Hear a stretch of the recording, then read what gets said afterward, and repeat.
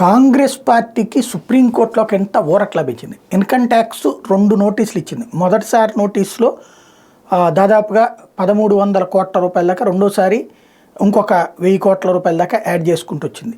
ఎప్పటి నుంచినో tax కట్టట్లేదు, exemption time ఉంది వాళ్ళకి, ఆ ఎగ్జంప్షన్ టైం పూర్తయిపోయింది. ఎగ్జంప్షన్ లేని టైంలోది మొత్తం కలిపి పన్ను కట్టాలి. దాంట్లో మొదటి విడతలో దాదాపు 130 కోట్ల రూపాయల దాకా సీజ్ చేసింది. దాని మీదన అప్పీల్కి వెళ్తే ట్రిబ్యునల్ కూడా తోసిపుచ్చితే, హైకోర్టుకి వెళ్తే అది కూడా తోసిపుచ్చింది. ఇప్పుడు మళ్ళీ మొత్తం స్తంభింపజేస్తారని సుప్రీంకోర్టుకి వెళ్తే, సుప్రీంకోర్టుకి ఇన్కమ్ ట్యాక్స్ డిపార్ట్మెంట్ ఒక నోటిఫికేషన్, ఒక అఫిడవిట్ ఇచ్చింది.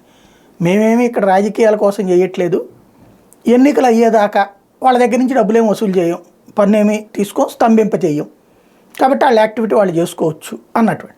తద్వారా ఊరట. సేమ్ టైం కాంగ్రెస్ పార్టీ మెడ మీద ఇన్కమ్ ట్యాక్స్ కత్తి అలాగే వేలాడుతూ ఉంటుంది.